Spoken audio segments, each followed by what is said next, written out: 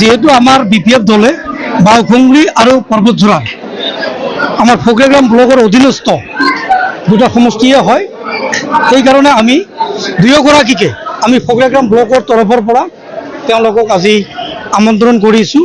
আমি যিমান আমাৰ ফকৰিয়াগ্ৰাম অধীনস্থ আমাৰ কৰ্মকৰ্তাসকল আছে, চেণ্ট্ৰেলৰ পৰা আৰম্ভ কৰি প্ৰাইমেৰী বুথ কমিটিলৈকে সকলোৱে একগোট হৈ আজি তেওঁলোকক আমি আমাৰ ব্লকৰ ফালৰ পৰা আমি তেওঁলোকক আদৰণি জনাইছোঁ।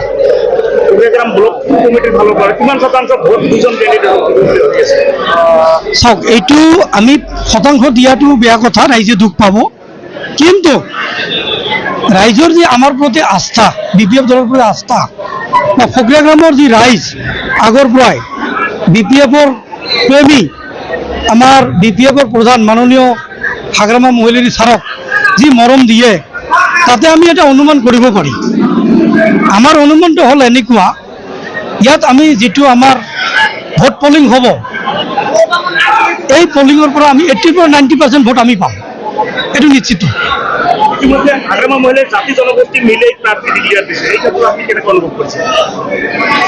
এই কাৰণেতো আমি ভোটটো বেছি পাম, কিয়নো আমাৰ হাগ্ৰামা ছাৰৰ যি উদ্দেশ্য আৰু যি আইডিঅলজি, এই আইডিঅলজিতে ভাল পাই পেলাই আমাক ৰাইজে হিন্দল ভাঙি কেনে ভোট দিব। কিয়নো আপোনালোকে দেখা পাইছে, মোৰ লগতে আছে এতিয়াও আমাৰ বাউখুংৰিৰ কেণ্ডিডেট, একেবাৰে ইয়ং, তেওঁ আমাৰ ৰাজবংশী সম্প্ৰদায়ৰ, আৰু আমাৰ মোৰ বাওঁফালে আছে পৰ্বতঝোড়া সমষ্টিৰ আমাৰ মাইনৰিটি সম্প্ৰদায়ৰ।